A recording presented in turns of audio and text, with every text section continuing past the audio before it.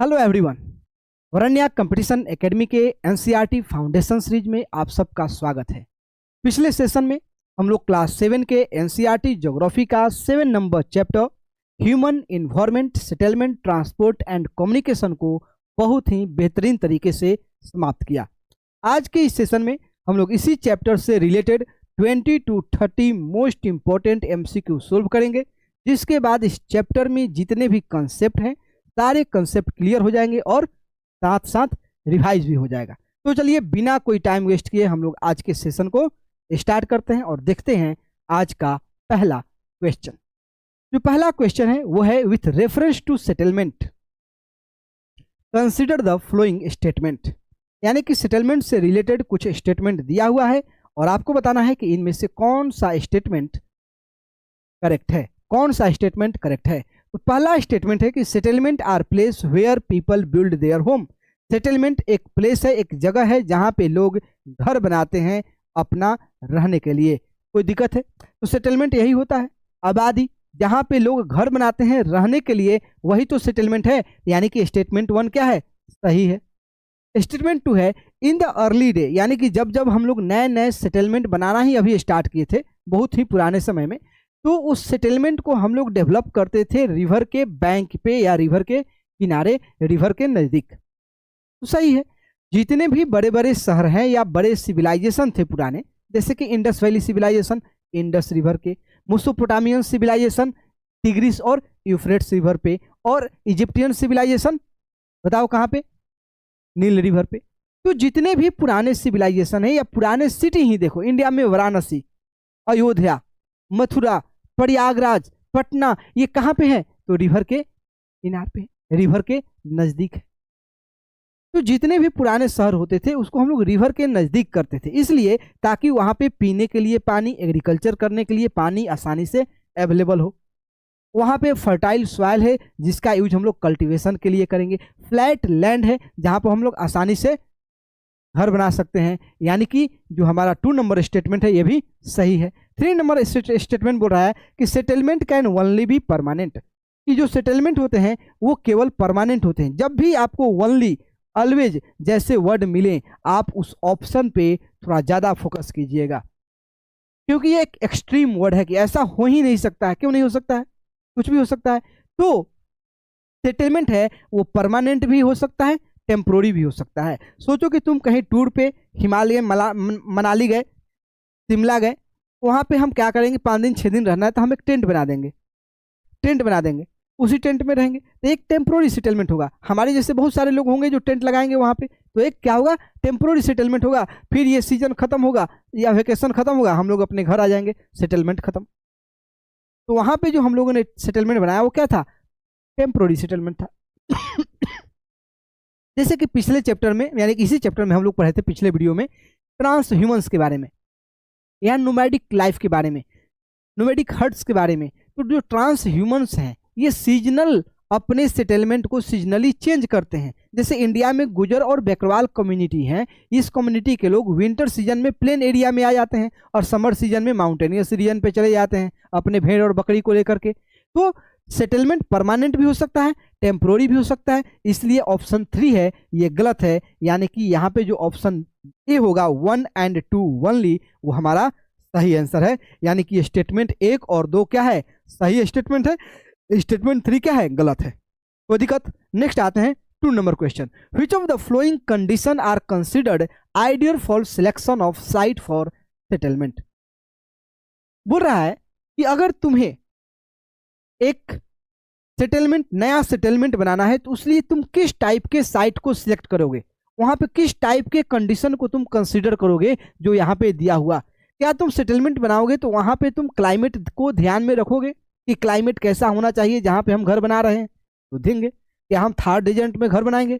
नहीं बनाएंगे। क्या हम लोग सियाचिन ग्लेशियर पे घर बनाएंगे? नहीं बनाएंगे। वहां पे हम क्यों रहेंगे? एक्सट्रीम वेदर कंडीशन है, हम लोग प्लेन एरिया में घर बना रहे हैं जहाँ पे मॉडरेट क्लाइमेट है, तो हम लोग एक फेवरेबल क्लाइमेट देंगे। यानी कि स्टेटमेंट 1 सही है, कंडीशन 1 सही है।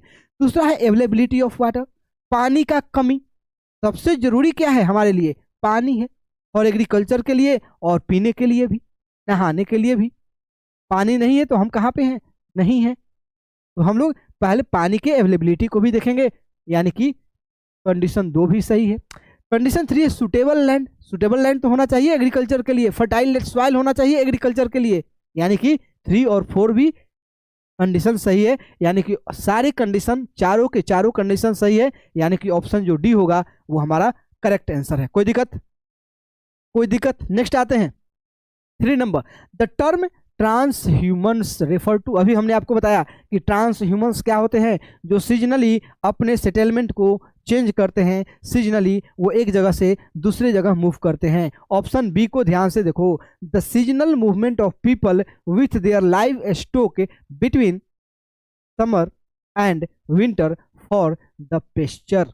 फॉर द पेस्चर, सोचो कि जो गुजर कम्युनिटी के लोग हाई माउंटेन पे रहते, वहाँ पे बर्फबारी होता, जितने भी पेस्चर्स हैं यानी कि घास है उनके भेड़ और बकरी को खाने के लिए, वो सभी तो बर्फ में ढक जाएंगे, तो उनके भेड़ बकरी क्या हो जाएगा, मर जाएगा। तो उसके लिए वो क्या होंगे, विंटर सीजन में प्लेन एरिया में आ जाएंगे जहाँ पे बर्फबारी नहीं होता है। फिर जैसे ही बर्फबारी खत्म होगा, नए नए प्लांट वहाँ पे उगेंगे, सभी लोग वहाँ पे चले जाएंगे। तो सीजनल क्या हो जाता है, अपने सेटलमेंट को वो चेंज करते हैं। तो ऑप्शन नंबर बी होगा वो हमारा सही आंसर होगा। आते हैं 4 नंबर क्वेश्चन में। In the context of settlement what are temporary settlement, यानी कि टेम्पोररी सेटलमेंट क्या होता है। तो टेम्पोररी सेटलमेंट एक शॉर्ट पीरियड ऑफ टाइम के लिए होता है। जैसे हमने आपको बताया कि जब बकरवाल कम्युनिटी के लोग, गुजर कम्युनिटी के लोग हाई माउंटेन पे जाएंगे, इसका मतलब ये नहीं कि वहीं पर रह जाएंगे, वो केवल समर सीजन में जा रहे हैं, समर सीजन में जा रहे हैं ताकि वहां पे उन्हें अच्छे क्वालिटी के घास मिल सके और उनकी भेड़ बकरी खा सके। कोई दिक्कत है? तो शॉर्ट पीरियड ऑफ टाइम, यानी कि option A settlement occupy for a short period of time. कोई दिक्कत है? तो ऑप्शन 4, क्वेश्चन 4 का ऑप्शन नंबर ए हमारा सही आंसर होगा। 5 नंबर क्वेश्चन है, consider the following statement about urban settlement. तो सेटलमेंट एक लोकेशन के हिसाब से 2 टाइप का होगा, एक अर्बन और एक रूरल, सॉरी अर्बन और रूरल, और एक कितना दिन हम रहते हैं, पीरियड के टाइम के हिसाब से 2 टाइप का होगा, एक परमानेंट और एक टेम्पोररी। तो जो अर्बन सेटलमेंट होता है और रूरल सेटलमेंट होता है उसमें क्या डिफरेंस है। तो रूरल सेटलमेंट में जो लोग रहते हैं वो खास करके प्राइमरी एक्टिविटी में इन्वॉल्व होते हैं, प्राइमरी और सेकेंडरी एक्टिविटी में इन्वॉल्व होते हैं, जैसे कि एग्रीकल्चर करेंगे, एनिमल हस्बेंड्री करेंगे, हंटिंग करेंगे, फूड गैदरिंग करेंगे, ये एक प्राइमरी एक्टिविटी में आता है। और सेकेंडरी एक्टिविटी में क्या आ जाएगा कि जो वो फूड गैदर किए, जो एग्रीकल्चर किए उसका ट्रेड करेंगे। दूसरा टर्शियरी एक्टिविटी और सेकेंड सर्विस सेक्टर, जहां पे कहां पे होता है टर्शियरी और सेकेंडरी, तो ये होता है अर्बन सेटलमेंट में। अर्बन सेटलमेंट में लोग काम के पर्पस से जाते हैं, इसके लिए काम के पर्पस से, वहाँ एग्रीकल्चर नहीं होता है। एग्रीकल्चर करने के लिए कोई लोग अर्बन एरिया में नहीं जाएगा, वहाँ जाएगा मैन्युफैक्चरिंग सेक्टर में, इंडस्ट्री में काम करने के लिए, वहाँ जाएगा ट्रेडिंग करने के लिए, वहाँ कोई जाएगा, जैसे कि रूरल एरिया में जो लोग रहते हैं वो अपना अनाज को लेकर के अर्बन एरिया में भेज देंगे, क्योंकि अर्बन एरिया में जो लोग रहते हैं वो एग्रीकल्चर नहीं करते हैं, तो उन्हें खाने के लिए फूड की ज़रूरत है, और वो क्या करेंगे, उनको पैसा की ज़रूरत है, तो क्या करेंगे, आएंगे शहर में बेचेंगे, फिर अपना घर चले जाएंगे। तो अर्बन सेटलमेंट में क्या होता है, मैन्युफैक्चरिंग होता है, ट्रेड होता है और सर्विस प्रोवाइड किया जाता है। क्या सर्विस, जैसे कि हॉस्पिटल, बड़े बड़े स्कूल खुलेंगे, यहाँ पे डीएम होगा, एसपी होगा, सीएम ऑफिस, पीएम ऑफिस, ये कहाँ रहेंगे, अर्बन एरिया में होंगे। यानी कि the people engage in manufacturing, trading and service, statement 1 सही है। स्टेटमेंट 2 है कि they are generally smaller, urban area, urban settlement are smaller than rural settlement. क्या ये सही है? नहीं, ये क्या है, गलत है। यानी कि यहाँ पे ऑप्शन ए केवल हमारा क्या है, सही है, स्टेटमेंट 1 ही हमारा क्या है, सही है। नेक्स्ट आते हैं, early settlement grew near the water bodies. जो पहले के सेटलमेंट होते थे, पुराने जमाने में जो सेटलमेंट होते थे वो वाटर बॉडीज के, यानी कि किसी नदी के किनार पे होते थे, नदी के नज़दीक होते थे। तो क्यों होते थे? क्योंकि वहाँ हमें वाटर के अवेलेबिलिटी, वाटर की ज़रूरत है, और वाटर बहुत ही प्रचुर मात्रा में एडिक्वेट अमाउंट में अवेलेबल है। यानी कि water was needed for drinking and cooking, water की ज़रूरत होती है ड्रिंकिंग और कुकिंग के लिए, यानी कि स्टेटमेंट 1 सही है। स्टेटमेंट 2 बोला है river provide means of transport, सही है, हम लोग आराम से इनलैंड वाटरवे तो यूज कर सकते हैं ना, नाव बनाएंगे, नाव से अपना सामान को इधर से उधर आसानी से कर सकते हैं, उसके लिए हमें कोई फ्यूल की भी जरूरत नहीं है, हमें एनर्जी चाहिए, अपना एनर्जी लगाएंगे, हम लोग नाव को लेकर चले जाएंगे इस बैंक से उस बैंक के पास।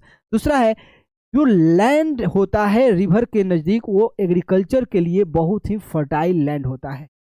तो तीनों स्टेटमेंट सही है, यानी कि डी नंबर ऑप्शन हमारा सही होगा, कोई दिक्कत नहीं है। तो आप अगर आप नहीं पढ़े हैं तो इसको पढ़िए, ध्यान से सुनिए, सारा जो 7 नंबर चैप्टर है वो बहुत ही क्लियरली एकदम पूरा आपका सारा कंसेप्ट क्लियर हो जाएगा, कोई दिक्कत नहीं होगा। 7 नंबर क्वेश्चन देखते हैं। Consider the following statement regarding rural settlement.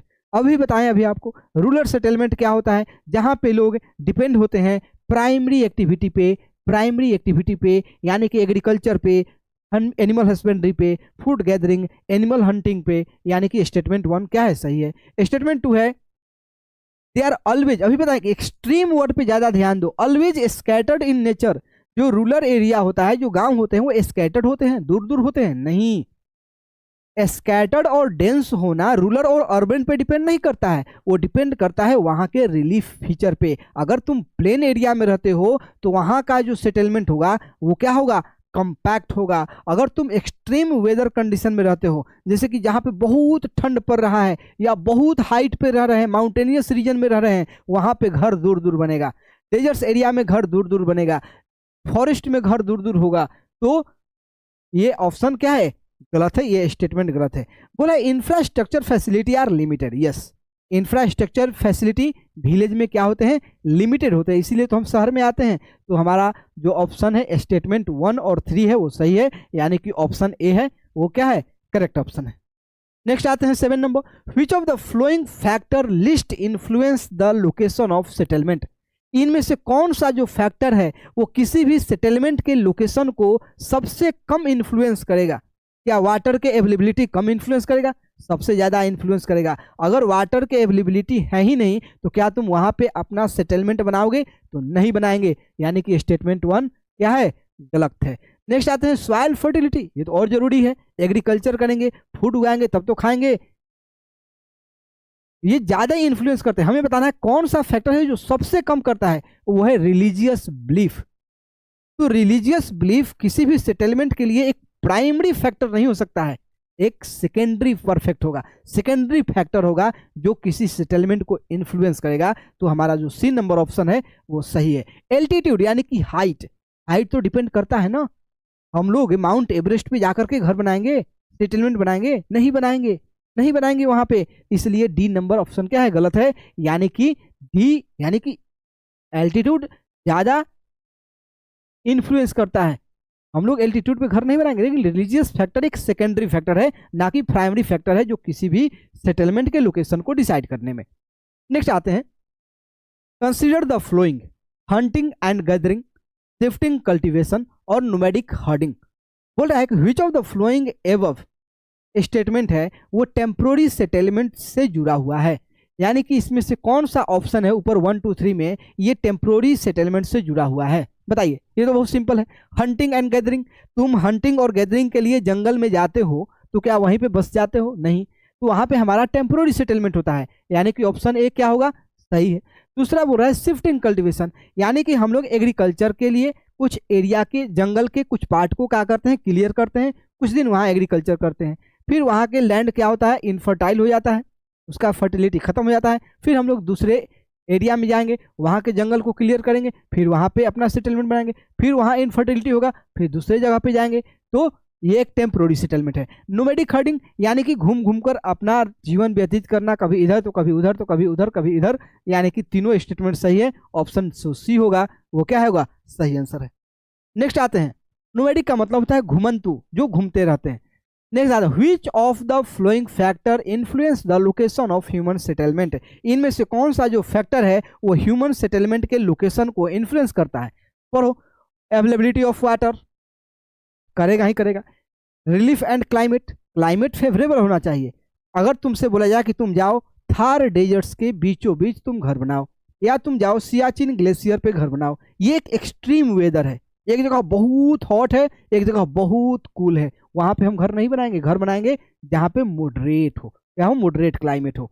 तो 2 नंबर भी क्या है, सही है। तीसरा है ट्रांसपोर्ट एंड कम्युनिकेशन, भाई इंटीग्रेशन होना चाहिए ना, एक स्टेट को दूसरे स्टेट से, एक डिस्ट्रिक्ट को दूसरे डिस्ट्रिक्ट से, एक कंट्री को दूसरे कंट्री से इंटरलिंकिंग होगा, इंटरेक्शन होगा, कम्युनिकेशन का आदान प्रदान होगा, ट्रांसपोर्ट का सिस्टम रहेगा, तो आसानी से हमारा इकोनॉमिक जो एक्टिविटी होगा वो फ्लरिश करेगा। तो तीनों जो ऑप्शन है सही है, तीनों स्टेटमेंट सही है, यानी कि डी नंबर ऑप्शन क्या होगा, सही है। कोई दिक्कत है? कोई दिक्कत है? तो अगर आप लोग को ये वीडियो पसंद आ रहा है तो प्लीज़ लाइक, शेयर और सब्सक्राइब कीजिए, क्योंकि आप लोग का जो सपोर्ट है हमारे लिए मोटिवेशन का काम करेगा।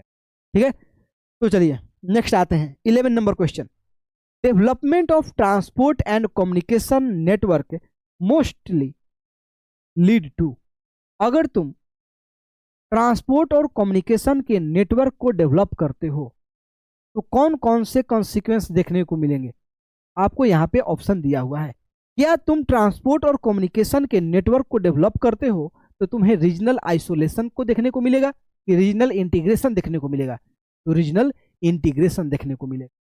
जैसे हाल ही में हम लोगों ने सिक्किम को रेलवे नेटवर्क से जोड़ा, तो सिक्किम का इंटीग्रेशन हुआ कि सिक्किम का आइसोलेशन हुआ?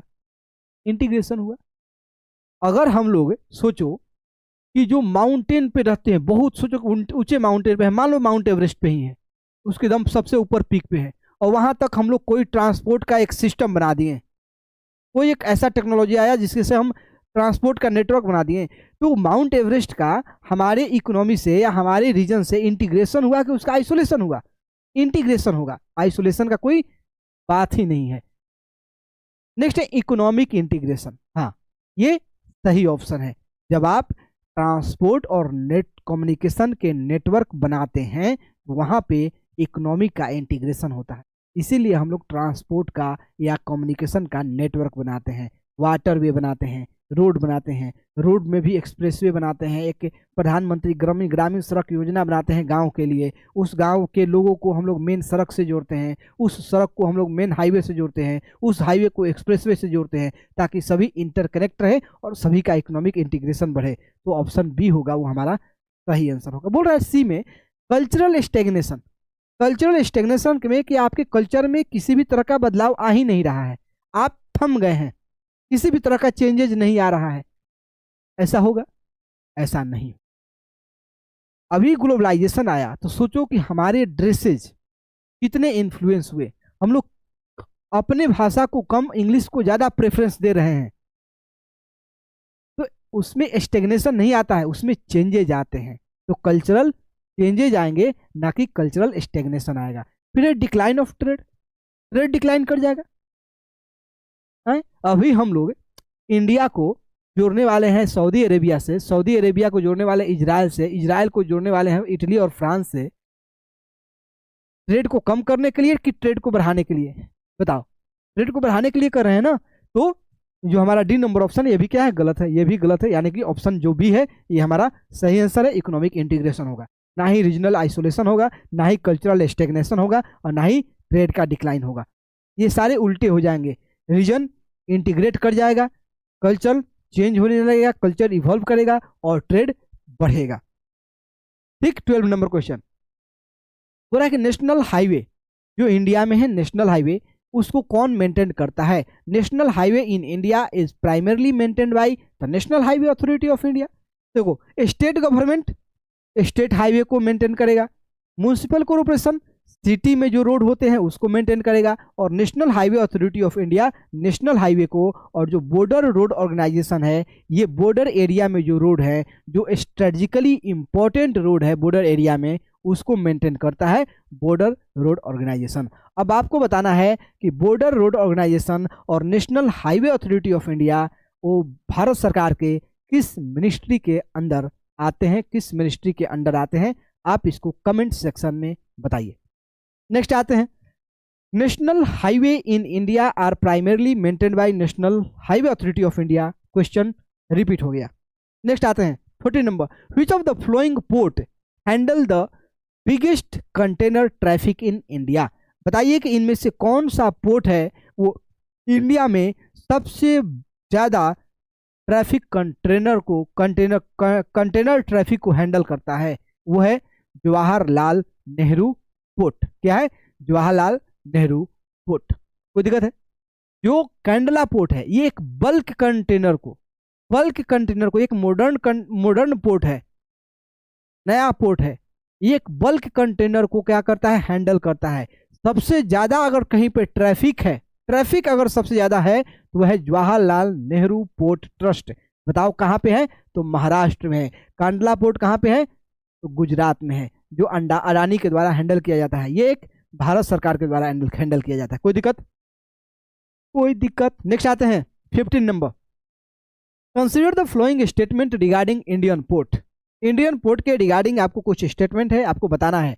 बोल रहा है कि इंडिया के वेस्टर्न कोस्ट पे बहुत ज्यादा मात्रा में पोर्ट है तुलना में ईस्टर्न कोस्ट के, यानी कि इंडिया के वेस्टर्न कोस्ट पे सबसे ज्यादा पोर्ट है ईस्टर्न कोस्ट के तुलना में। तो ये स्टेटमेंट सही है, वेस्टर्न कोस्ट पे ज्यादा पोर्ट है। नेक्स्ट है, द पोर्ट जो होता है वो एक नोडल पॉइंट होता है इंटरनेशनल ट्रेड के लिए, ये तो सबको पता है, वहीं से तो हम लोग इंटरनेशनल ट्रेड करते हैं। ऑल इंडिया जितने भी पोर्ट हैं, इंडिया में जितने भी पोर्ट हैं, क्या एक नेचुरल पोर्ट है? तो जहां भी हम बोले कि एक्सट्रीम वर्ड आए, extreme word, only one, all, always, इस टाइप के स्टेटमेंट पे ज्यादा फोकस कीजिएगा। तो क्या इंडिया में जितने भी पोर्ट हैं वो सारे नेचुरल पोर्ट है? नहीं, नहीं। तो 1 और 2 होगा वो सही आंसर है, यानी कि जो ए नंबर ऑप्शन है वो क्या है, सही है। कोई दिक्कत है? चलो 16 number. Under the national highway numbering system, ठीक, नेशनल हाईवे में जो नंबरिंग सिस्टम होता है, कौन सा नंबर किस डायरेक्शन में, कौन से नंबर के जो नेशनल हाईवे होते हैं वो किस डायरेक्शन में रन करते हैं? बोल रहा है कि इवन नंबर होता है वो वेस्ट टू ईस्ट जाता है, ऑड नंबर वो नॉर्थ टू साउथ जाता है, और even number north to south जाता है। या इस टाइप के कोई पैटर्न एग्जिस्ट ही नहीं करता है, कोई एग्जिस्ट ही नहीं करता। देखो एग्जिस्ट करता है तभी तो क्वेश्चन है, तभी तो क्वेश्चन है। तो बोल रहा है कि नॉर्थ साउथ ईस्ट वेस्ट। ध्यान देखना कि नेशनल हाईवे जो 44 है वो कहाँ से कहाँ तक जाता है? तो इंडिया के श्रीनगर से, जम्मू कश्मीर के श्रीनगर से तमिलनाडु के कन्याकुमारी तक जाता है। कहाँ गया? तो नॉर्थ टू साउथ। दूसरा है नेशनल हाईवे 16, ये जाता है कोलकाता को चेन्नई से, कोलकाता को चेन्नई से कनेक्ट करता है। कैसे है? North to south. अब आओ Delhi to Mumbai, national highway 48 कहाँ से जा रहा है? North to south. अब आओ नेशनल हाईवे बताओ, नेशनल हाईवे 27, नेशनल हाईवे 47 ये जाता है गुजरात टू असम। कैसे जा रहा है? ईस्ट टू वेस्ट या west to east, east to west या वेस्ट टू ईस्ट। तब ध्यान से देखो कि जितने इवन नंबर है ये नॉर्थ टू साउथ जा रहे हैं और odd number east to west जा रहा है, यानी कि इवन नंबर कहाँ जाता है? North to south. यानी कि ये स्टेटमेंट जो हमारा ऑप्शन सी है ये क्या है? करेक्ट आंसर है। ऑप्शन सी क्या है? करेक्ट आंसर है। कोई दिक्कत है? नेक्स्ट आते हैं 27 number. Which national highway link Delhi to Mumbai? कौन सा नेशनल हाईवे है जो दिल्ली से मुंबई को लिंक करता है? National highway 48। National highway 44 Srinagar to Kanyakumari. National highway 27 Gujarat to Assam. National highway 16 Kolkata to Chennai, Kolkata to Chennai. Next आते हैं national waterway first run between, जो पहला माने कि नेशनल वाटरवे फर्स्ट है वो किस किस सिटी के बीच में रन करता है? किस किस सिटी के बीच में है? तो हल्दिया और प्रयागराज, हल्दिया और प्रयागराज। और नेशनल हाईवे, नेशनल वाटरवे जो फर्स्ट है ये इंडिया का लॉन्गेस्ट इनलैंड वाटरवे है। क्या है? इंडिया का लॉन्गेस्ट इनलैंड वाटरवे कौन है? तो वो है Haldia to Prayagraj, national waterway 1। Next आते हैं जो Inland Waterway Authority of India है, इसका इस्टेब्लिशमेंट कब हुआ था? तो इसका इस्टेब्लिशमेंट 1986 में हुआ है। Inland Waterway Authority of India का इस्टेब्लिशमेंट कब हुआ था? तो 1986 में हुआ था। नेक्स्ट आते हैं गोल्डन क्वाड्रिलेटरल प्रोजेक्ट कनेक्ट। जो गोल्डन क्वाड्रिलेटरल प्रोजेक्ट है ये एक एक्सप्रेसवे या नेशनल हाईवे का प्रोजेक्ट है जहां पे हम लोग 4 लेन टू 6 लेन रोड बनाते हैं, 4 लेन टू 6 लेन रोड बनाते हैं। अब ये गोल्डन क्वाड्रिलेटरल किस किस सिटी को कनेक्ट करता है? अगर नहीं पता है तो आप सिटी का लोकेशन पता करो। बोल रहा है दिल्ली नॉर्थ में है, लखनऊ नॉर्थ में है, पटना नॉर्थ में है, गुवाहाटी असम में नॉर्थ में। बताओ ये क्या क्वाड्रिलेटरल बन रहा है?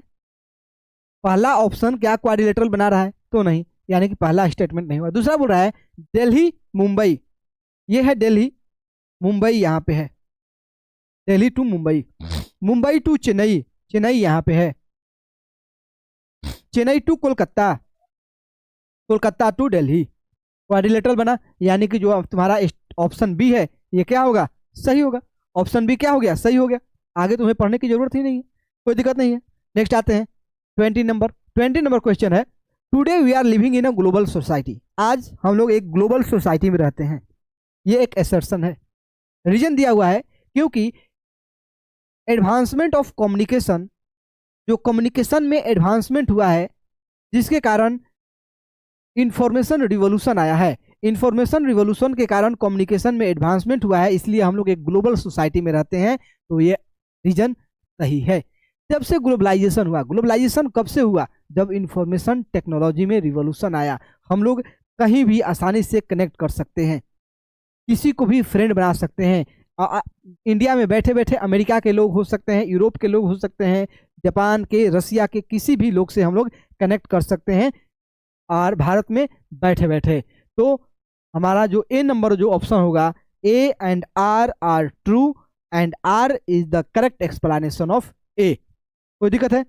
नेक्स्ट आते हैं 21 number, satellite has helped in which of the following area. Satellite का यूज हम लोग किस एरिया में करते हैं? तो वाइल्ड एक्सप्लोरेशन में करते हैं, फॉरेस्ट के सर्वे में करते हैं, डिजास्टर वार्निंग में करते हैं, वेदर फोरकास्टिंग में करते हैं, मिनरल एक्सप्लोरेशन में करते हैं।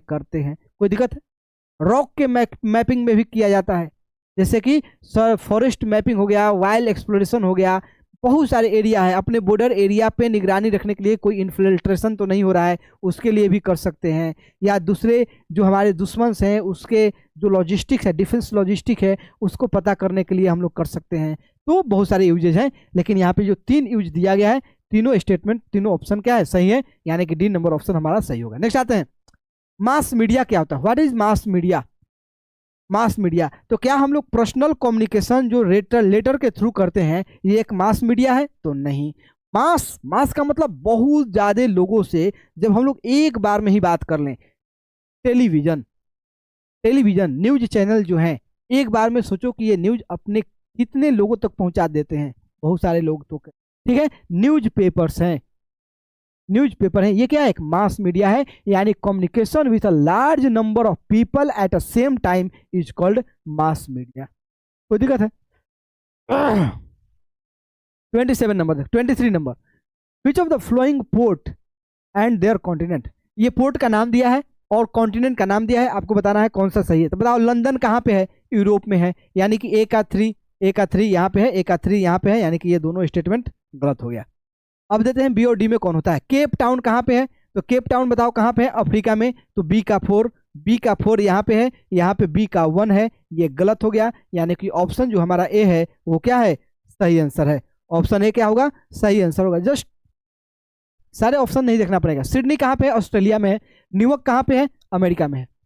नेक्स्ट आते हैं, अब यहाँ पे कुछ मेजर पोर्ट्स हैं वर्ल्ड के, आपको बताना है कि ये किस कॉन्टिनेंट में है या किस एरिया में है, आपको बताना है। तो बताओ रियो डी जेनेरियो कहाँ पे है? ब्राजील में है। ब्राजील क्या अफ्रीका में है? नहीं, नॉर्थ अमेरिका में है। तो ब्राजील कहाँ पे है? नॉर्थ अमेरिका में। सिंगापुर बताओ एशिया में है? तो यस, सिंगापुर एशिया में है। सिडनी नॉर्थ अमेरिका में है? नहीं, ऑस्ट्रेलिया में है। रोटरडम साउथ अमेरिका में? नहीं है भाई। तो बी नंबर जो ऑप्शन है वो हमारा क्या होगा? सही आंसर होगा। नेक्स्ट आते हैं 25 नंबर, ट्रांस साइबेरियन रेलवे है। आपको पता है कि जो ट्रांस साइबेरियन रेलवे है ये वर्ल्ड का लॉन्गेस्ट रेलवे सिस्टम है, और कहाँ पे है? तो रसिया में है। ट्रांस साइबेरियन रेलवे कहाँ पे है? रसिया में है, जो वर्ल्ड का लॉन्गेस्ट रेलवे सिस्टम है, जो कनेक्ट करता है मॉस्को और बेजिंग को। नहीं, बेजिंग चाइना में है यार, तो बेजिंग को कहाँ से करेगा? तो ऑप्शन ए गलत। Saint Petersburg to Vladivostok, Vladivostok, Vladivostok. Vladivostok कहाँ पे है? रसिया में है। और सेंट पीटर्सबर्ग कहाँ पे है? रसिया में है। तो जो हमारा बी नंबर ऑप्शन है वो सही है। रसिया यहाँ से, ये है रसिया, यहाँ पे है सेंट पीटर्सबर्ग और यहाँ पे है मैनचूरिया के पास, यहाँ पे है व्लादिवोस्तोक। तो इस रीजन को कनेक्ट करता है, ऐसे सीधे नहीं, ऐसे ऐसे कनेक्ट करता है। ये है वर्ल्ड का लॉन्गेस्ट रेलवे सिस्टम। नेक्स्ट आते हैं 26 number, golden quadrilateral in India refer to a. क्या गोल्डन क्वाड्रिलेटरल इनलैंड वाटरवे है? अभी हमने बताया नहीं है। क्या हाई स्पीड रेल नेटवर्क है? नहीं है। ये एक एक्सप्रेसवे है जो दिल्ली, मुंबई, चेन्नई और कोलकाता को क्या करता है? कनेक्ट करता है। ऑप्शन नंबर जो सी है ये हमारा सही आंसर है, करेक्ट आंसर है। ठीक है, खत्म हो गया। कोई दिक्कत है बताइए। तो अगर आप लोग को ये वीडियो पसंद आ रहा है तो प्लीज़ लाइक, शेयर और सब्सक्राइब कीजिए। और आज के लिए इतना ही, मिलते हैं अगले सेशन में। तब तक के लिए धन्यवाद। जय हिंद।